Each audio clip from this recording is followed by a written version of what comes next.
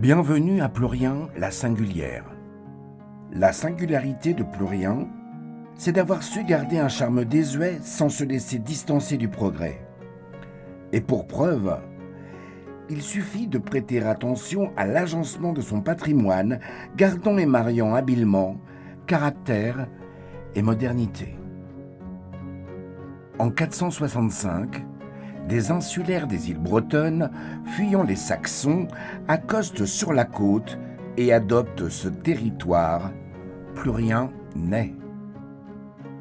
L'église Saint-Pierre du XIe siècle, d'architecture romane, a subi au cours du temps de nombreuses modifications jusqu'en 1885. Plurien nostalgique. En vous promenant dans ces rues, recherchez et prenez le temps de vous arrêter devant des clichés du siècle dernier. Ceux-ci mettent en scène une époque révolue, mais pas si loin de nous, et témoignent de l'activité passée du village. Plurien active. Une fois par an, au mois de mai, Plurien refleurit et accueille des taillants et badauds dans ses rues bigarrées et parfumées lors du marché aux fleurs.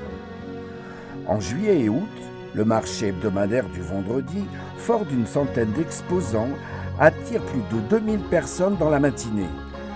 Et pour les amateurs de vide-grenier, 2 journées sont proposées pendant la saison estivale. Plurien, l'artistique.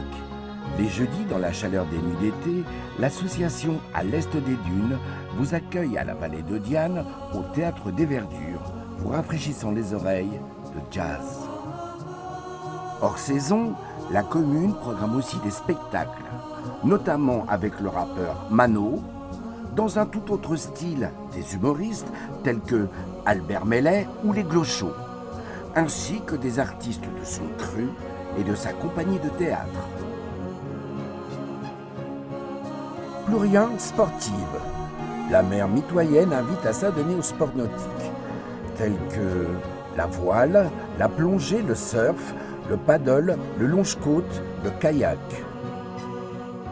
Des randonnées pédestres en suivant le GR34, équestre au centre Les Cogners, et aux alentours un golf de 18 trous pour les amateurs et les plus perfectionnés. Plurien Station Balnéaire vous reçoit.